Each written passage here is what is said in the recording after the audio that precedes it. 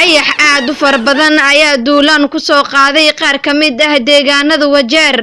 wuxuuna ku habsaday dalagyo beero ah iyo dhul daaq u ahaa xoolaha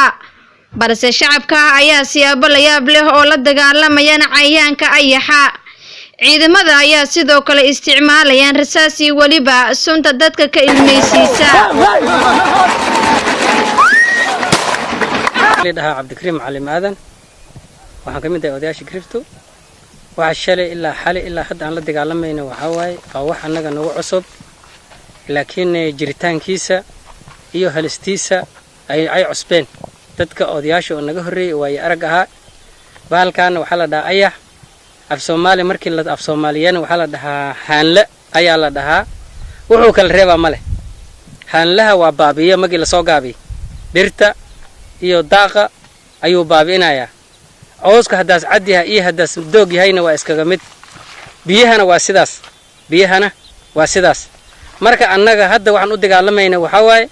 waxaan ka cabsanaynaa abaar ayaan ka soo baxnay daaqa iyo aaranka Ilaahay uu nasi oo ku faraxnay ayaan ka cabsanaynaa hadda in si dhaqso hadana nooga baabaa taasidahay oo fallay oo maaragtay grif harteedahay kulli waa ku dagay geedihii mid jabay iyo mid leexday ay u kala baxeen markaan shalay wala la xarbi xalay ilmo soo jeednay subaxan ayaa hadana aan maaragtay ciidan u soo qaadanay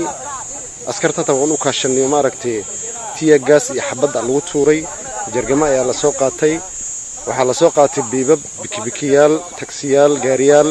hoon iyo qayli iyo wax kasta ayaan ku jarabaynay مشاكل كوين وحواي وحي مركز بوبيسي ماشي اسك بوبيسي ما هن مالك اسكو دغا هدنا بدن دولد iyo gurmadka weynaha kulli waa isku iimaanay laakiin bahalkii waa xoog badan yahay dibkiisna waa zaid marka arintii ayaa wali nahaysatay adaka kale dadweynaha dawladda ayay ugu baaqeen in ay u soo gurmata maadaama shacabka oo kali ah ay ku adag tahay in ay ceeriyaan ayaxa waxaan rabnaa in ciidan iyo shidaal iyo qarash kasta in dawladda lagu saacideeyo sifadii baalkan dhulka laga bixin lahay meeshii isku dagana waxa isku reeba malaha cooski iyo geedihii kulli waa injina geedihina waa dumihayaan waxaan codsanaynaa baalkii annaga waan dhaqaajin laanahay waa u jeedaa halista uu ku hayo dhulka iyo abaaxad uu leeyahay waxaan u baahanahay gargaar dhab ah ma arkaysa gargaar dhab ah loo baahan yahay baalkan sidaan arkayno ilaa oo daawo la helo bahal baxaya ma aha dawladda ka codsanaynaa gurmud degdeg ah in la soo gaaro waxaan dhisaasta weyn ay kicinayeen waxay reebayeen malaha geed ma reebayeen caws ma reebayeen wixii dadkan ku nool yihiin waa xoolo